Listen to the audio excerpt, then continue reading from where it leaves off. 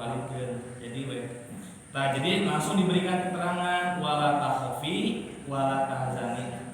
Ulah sieun, ulah dicencerikan. Allah akan berkata lain, ternyata Allah menyelamatkan Nabi Musa alaihissalam. Yang kedua ada al-ilhamul ghorizi. Ilhamul ghorizi teh ilham naluriah atau ilham insting kepada siapa? Lil hayawan kal wahyu ila nakhal. Yang ilham tersebut disampaikan kepada nahal teh lebah. Lebah teh menyeruannya, harus menyeruan. Ada beberapa binatang yang nama-nama binatang diabadikan dalam Al-Quran. Ada berapa binatang? Ada semut, sirep, gajah,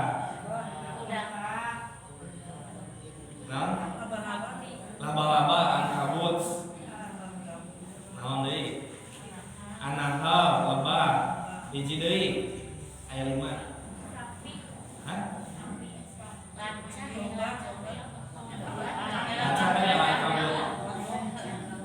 Aya 5. Al-Baqarah sapi laras. Jadi Al-Baqarah turun. Al-Baqarah sapi, kemudian An-Naml semut, sirem, kemudian Al-Fil gajah, Al-Ankabut laba-laba, An-Nahl lebah. Ada 5. Jadi ada 5 nama binatang yang diabadikan di dalam Al-Quran. Hebatnya. Berarti nama binatang-binatang tersebut istimewa. Salah satunya adalah lebah. Di sini lebah itu mendapatkan ilham. Ilham naon? Nah, bacakeun ya. Dalam Quran surat An-Nahl ayat 58 Allah Subhanahu wa taala berfirman, "A'udzubillahi minasyaitonir rajim. Wa auha rabbuka ila nahli an takhizi minal jibali buyutan wa minasyajari wa mimma ya'rishun." Wa auha rabbuka, dan Tuhanmu telah mengilhamkan ila nahli kepada lebah an takhizi untuk membuat minal jibali di gunung-gunung buyutan. Ngadamel kita ngadamel imah, kita ngadamel sayang, ya sayang lebah teh. Wa minasyajari, jeung di pohon-pohon, wa mimma ya'rishun, dan di tempat-tempat manusia berada. Ayo ikhwah, Bapak Ibu yang dirahmati Allah Subhanahu wa taala, berarti lebah juga termasuk yang diberikan ilham. Disuruh untuk membuat rumah, tadi disuruh untuk membuat rumah. Yang rumah tersebut untuk lebah tersebut. Lebah termasuk hewan yang istimewa. Kenapa? Karena pertama makannya memakan makanan yang baik. Itu apa? Nektar ya, atau makanan sari-sari dari bunganya. Nah, kemudian keluar diproduksi yang akhirnya mengeluarkan madu. Ya, madu tersebut bermanfaat buat manusia, bahkan bisa menjadi obat, syifa. Makanan yang terbaik kata Rasulullah SAW salah satunya adalah madu, ya madu. Tuh kan? Jadi madu teh inputnya bagus, outputnya juga bagus. Memakan makanan yang halal dan thayyib dan mengeluarkan juga yang baik pula, itu adalah madu.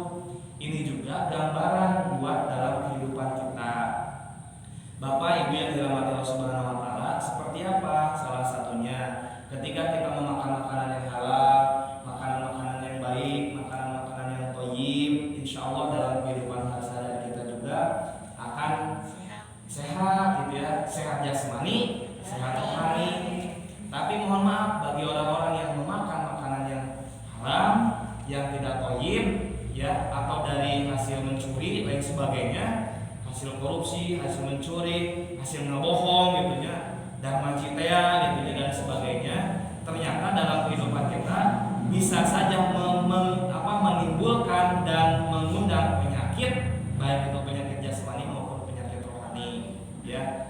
Jadi sasakitan gitu ya, kegeringan, apalagi misalnya bisa jadi penyakit rohani gitu kan. Atau biasanya bagi suka malah kita terbiasa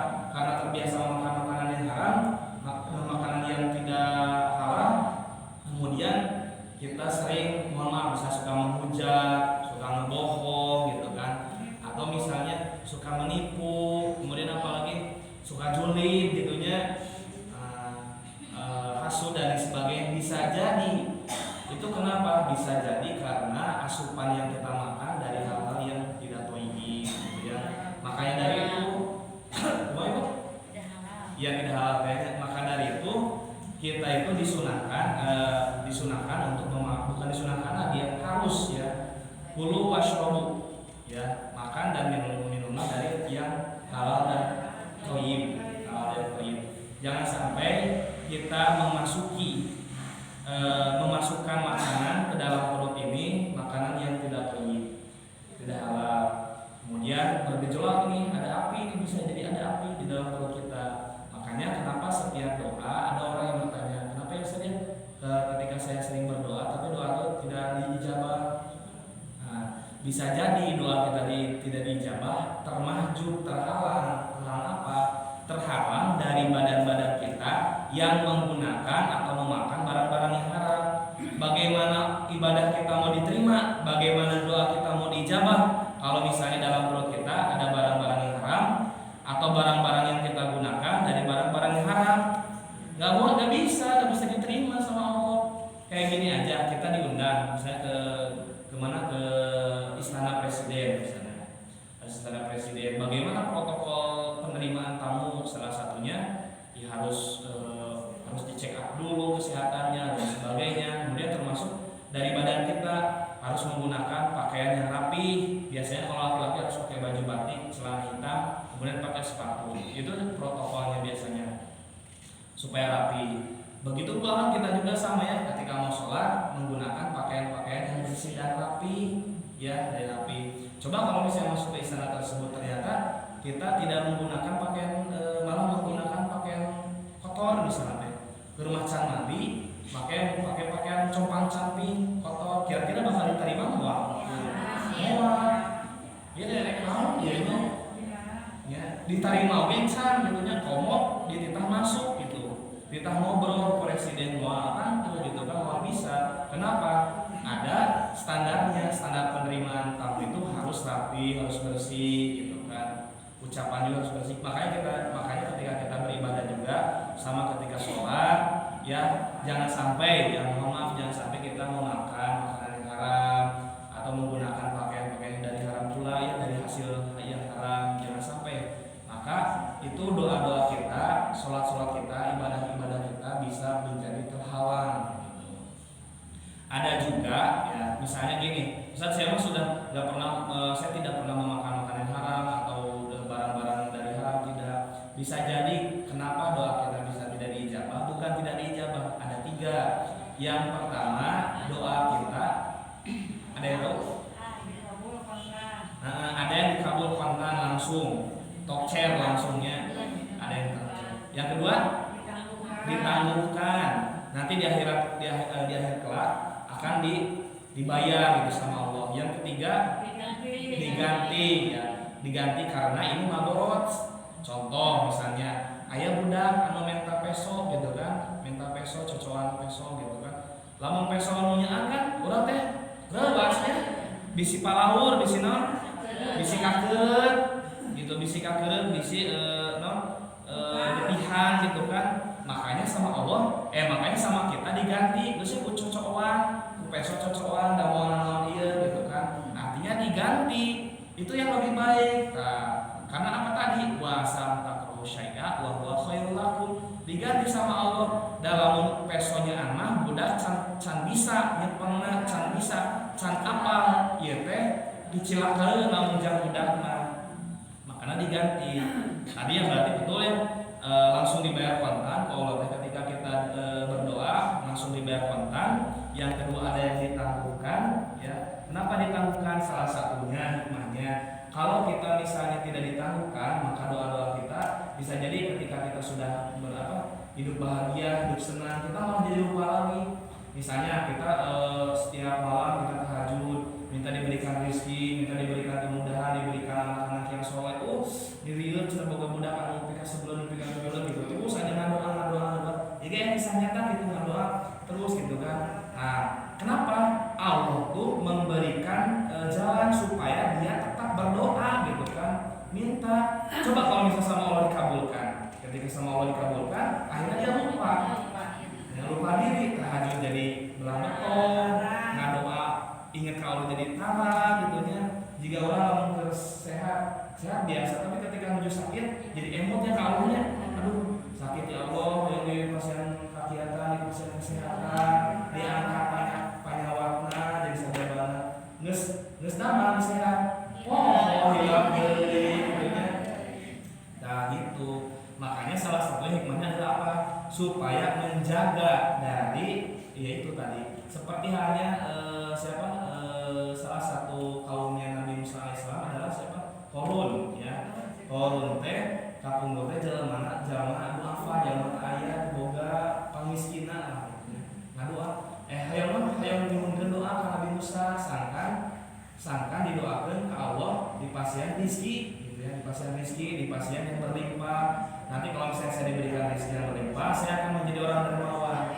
Ternyata ketika sama Allah diberikan amanat yang besar, itu adalah diberikan rezeki, deui ka mana si eta? Nah, geus eueuh zakat embung jeung sajabana gitu. Akhirnya itu tadi karena lupa ya gitu. Makanya sama kayak kita, apa hikmah dari seseorang tersebut doanya malah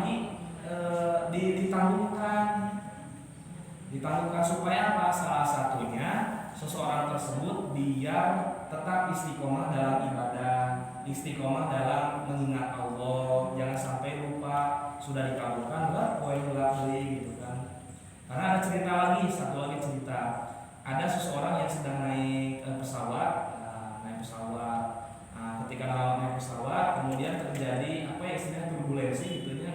Jadi itu nama sejenis yang tekanan, kemudian akhirnya gerak gitu ya, karena masuk ke awan langsung oyak gitu ya, oyak. Nah, hari terakhirnya si pramugari itu harap tenang, ikat tali secara kuat, jangan kemana-mana, tetap di tempat, tidak boleh ada yang keluar.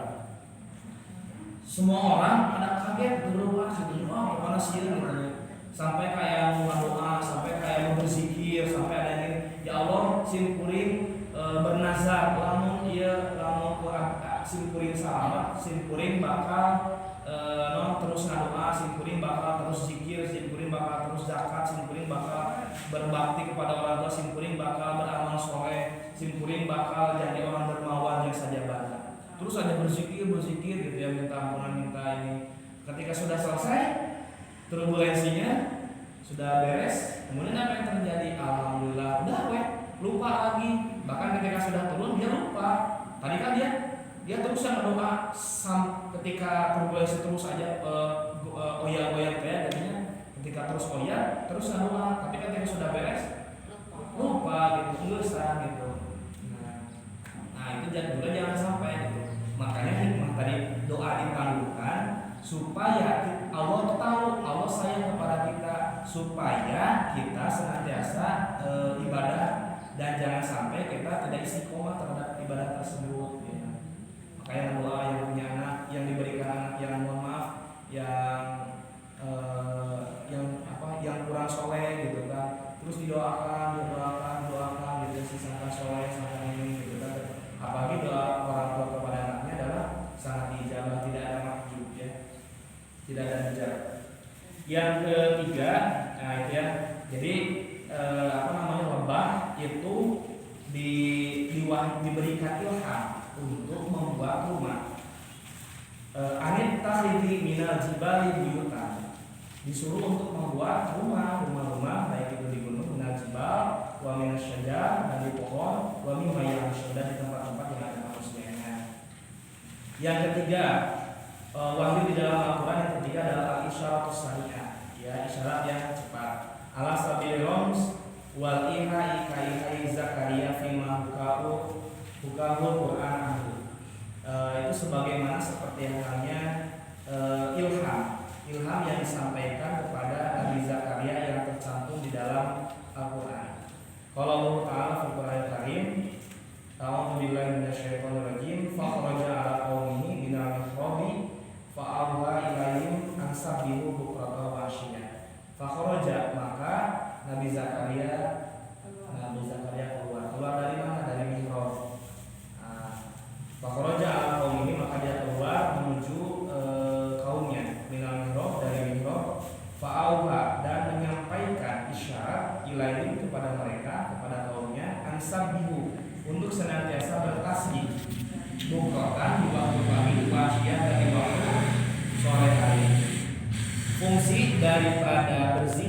pagi dan sore adalah salah satunya apa Ibu? Ada yang tahu? Salah satunya kan ada ya istilah maksurot ya, atau zikir pagi dan petang. Salah satunya adalah menjaga kita dari mara bahaya, menjaga daripada kejahatan, menjaga daripada bala gitu ya, dari pagi sampai sore, dari sore sampai pagi. Makanya kita senantiasa berdoa. Karena kenapa? Kita itu kecil di mata Allah. Makanya kenapa ketika sholat itu ada takbiratul ihram, Allahu Akbar, Allah maha besar. Akbar isim tafdil, artinya yang paling, Allah paling besar. Ketika demikian berarti ketika kita bertakbir Allahu Akbar, maka semuanya kecil. Pekerjaan lupakan, singkirkan dulu. Anak, istri, keluarga singkirkan terlebih dahulu. Masak pakai gula gitu kan. Karena sudah dipanggil sama untuk melaksanakan sholat, maka Allahu Akbar. Segalanya adalah takbir. Nah, kemudian hanya sholatnya kadang sok ianya sok terhusunya. Kadang sok terhusu. Kalau saya memiliki pengalaman eksperimen meneliti ya, ada dua ya, salah satunya ini adalah ada dua bisa dipraktekkan. Yang pertama itu karena adanya tekanan, seseorang bisa fokus karena ada tekanan. Yang kedua ada sel bahagia. Ada tekanan apa? Misal contoh. Misalnya ketika kita sedang berjalan menemukan anjing mudah, apa yang kita pikirkan langsung? Lari. Bagaimana caranya orang selamat? Mikir kan? Berarti kita berpikir. Asal tadi orang mikiran, dompet ka mana? Ayeuna masak naon? Salaki can dibere dahar, budak ulin wae gitu nya. Meningali anjing mudah. Jadi kepikiran mulai buyar, kepikiran non eta anjing. Kumaha carana urang bisa selamat gitu kan? Fokus sama saya gitu kan. Nah, apa yang terjadi? Maka secara cepat kita lari gitu kan, lari. Tapi pertanyaannya, ayeuna anjing gogok sareng bapak sareng ibu, tarikan mana? Tarik gogok. Nah, betul kudu lompat. Ari apa gogok bisa aya. Bakal dosieun gitu nya. Ayeuna digelutan. Sanes gelutan urang eleh gitu nya, bonyok urang ku si gogok teh nya. Berarti lompat, jangan urang lompat urang eleh lompat, gelut urang bonyok gitu nya. Naon atuh ari kitu. Nah, tapi kan itu kan secara spontanitas. Bagaimana caranya kita selamat? Bahkan lari pun ada yang bahkan ketika lari dia paling cuman kuat berapa meter, tapi bagi ketika di udah si gogok eta lompatnya bukit lari gitu kan. Misalnya mau hayang selamat eta fokus ka hiji. Nu kadua tadi karena adanya tekanan ya. Atau yang kedua, contoh yang kedua misalnya gini. Mohon maaf misalnya ada terjadi musibah misalnya, mohon maaf ya alhamdulillah. Misalnya ada kehuruan misalnya di tempat. Kemudian kita ada di tempat itu, apa yang terjadi? Apa yang kita pikirkan? Kita berpikir bagaimana caranya kita selamat. Itu kan kita berpikir, asal tadi orang pikiran hutang, pikiran sambal, pikiran makanan di can ditutupan gitunya, pikiran di pangkok bisa kucing.